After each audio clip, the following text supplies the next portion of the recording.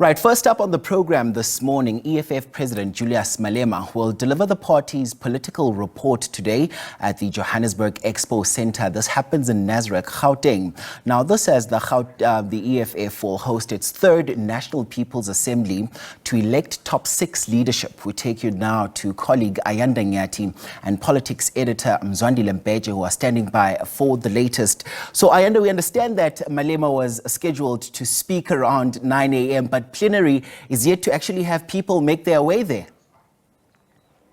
Yeah, that's right, Mkolisi. In fact, we're all waiting with bated breath in a way. And yes, yesterday we heard from the Secretary General of the organization, in Marshall Dlamini, who essentially explained that the setting of the tone of this 3-day gathering is actually meant to start at 9 o'clock. But my goodness, if you've been able to catch a peek of the plenary, not too far from where we're at our satellite studio here in Nasrec, you will know that, of course, that's unlikely to happen. In fact, in some instances, we may be delayed by more than an hour.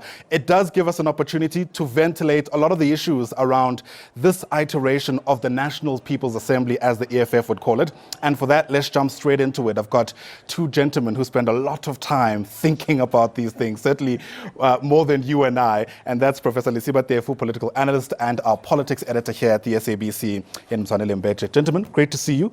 Thanks for popping by. As they say, come at the hour, come at the man. The challenge that lie ahead in some ways has already been laid out. But Mzwai, let me start with you. You know, we're spoiled for choice with the weekend ahead because there are just so many different events taking place. One of them is in Boksburg. And yesterday, Solima Paila spoke about a national question that we should all be grappling with as a country. I'm going to steal that idea and ask you, what do you reckon is the big question that the EFF is grappling with as we enter this conference? Well, a very good morning to the viewers. Yeah, this is a very great moment for the EFF to really decide who they want to be, what they want to do, how they want to do it, because of that national question that we are speaking about.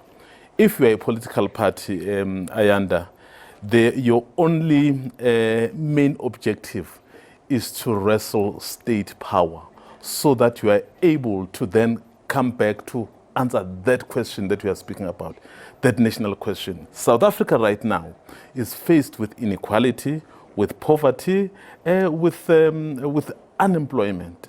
So that would, in my view, form what would be then the main things that South Africans would want to do. So if you are the EFF, you would want to come out of this conference with practical answers to those questions that we have just spoken about, and not only come up with practical answers, but make them believable to the greater populace, which is the one that will make it possible for you to be able to achieve that. So the reason why the SACP feels the way it does, because somehow it feels it's not being taken seriously when it raises these issues. So you can then talk about the national question as a bigger platform, but there are elements that build it. I hope I answered your question. I think you did. You know, as we start laying the foundation, Prof, I'm going to ask you a very similar question. Is that what this conference you think is about? The national question. Right. Look, let me put it this way. There are archaic and anachronistic nomenclature that is no longer resonate with the age and the era in which we live.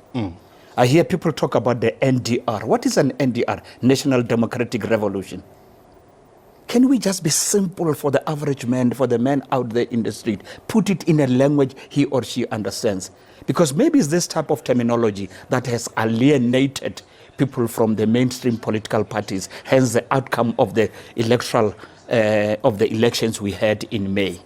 The word, the revolution, is corrupted. And I don't know why after 30 years we still use the word revolution. Go and look at the etymology of the concept itself. How many countries under the sun do they still use the word revolution? Perhaps we are still living in the dark ages. But as Mzwandile put it, there are issues that can be articulated in a very simple language that Joe average out there in the street can contend with and understand. Right. There are There are many, but look, unemployment, we don't have to belabor that point. It's a real issue in this country. Safety and security, these are issues that matter right now. But uppermost, castigate me if you can, but until we deal as a matter of agency with the problem of migration, I would bracket everything right now. I would suspend everything and deal with this question.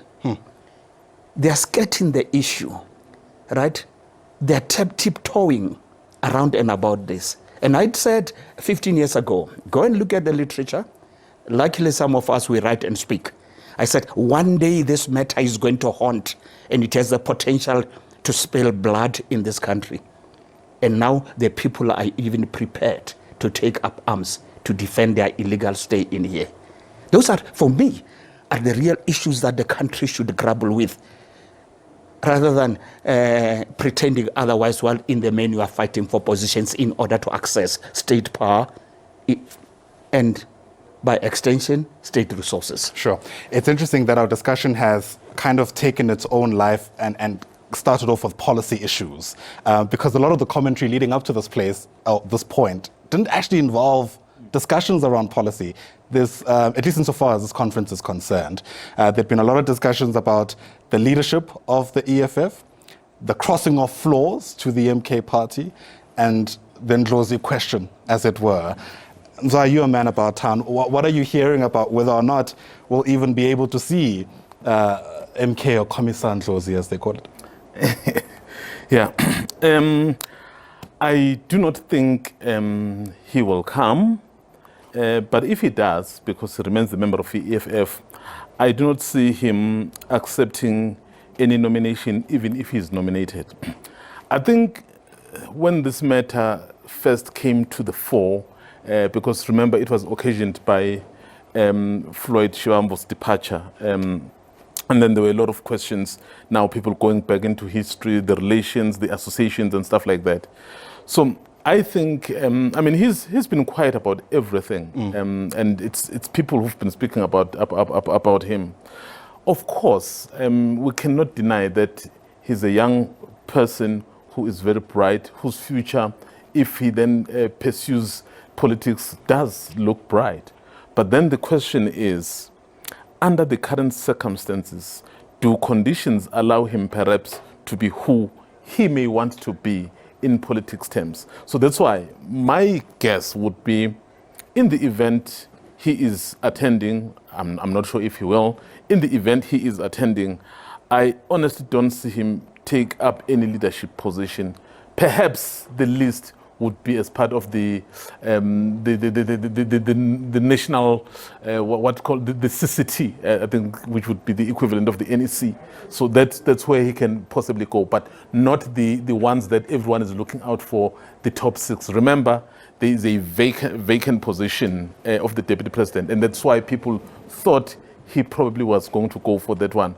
But I mean, as you and I sit here, we already know that perhaps someone else who may have been the former Secretary General of the EFF may be headed towards that position. Right. And there's a real, I don't want to say concern, but there's a real expectation, Prof, that that's actually what this conference is about. You know, you and I can wax lyrical about the national question, which I set you guys up for, these policy issues. I mean, the EFF typically talks of their 7 cardinal pillars.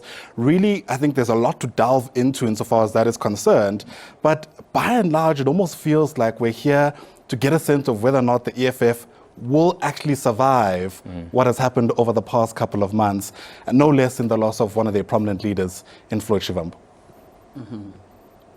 Yeah, but may I just... It's always a pleasure listening to Mzwandile, because I take notes and I cue from him and steal his ideas. If we're in the classroom, I'll creep from him, but that's fine. But look, I said earlier on, when we were talking informally, that the spectre of Ndlozi is looming large. The Ndlozi factor is really looming large. If it is not handled with circumspection, they might look back to say, maybe we should have handled it differently. I hope and wish they could find it within themselves to sit under a marula tree and smoke a peace pipe. If they don't do that, it can only precipitate or expedite the downfall of the party. I know many people are saying, well, the beginning of the end. I'm not there yet. And I think they can address certain things if they do, and we can talk about them that later. They can stall, but not halt. Right? But they can stall, what is evident. But that said, Ndlozi, for me, he would even make a brilliant academic. Maybe I'm selfish because that's my domain, born and bred in that space. I would poach him on behalf of my institution, and I think my boss at work she would be very excited if I brought her. Would say, violate whatever rule, we'll deal with that later, but get him start working today. That's how I think about him, gifted and bright, and there's no doubt. And in fact, Julius Malema has said as much in some of the other interviews he's had. But gentlemen, we'll have a lot of time to ventilate these issues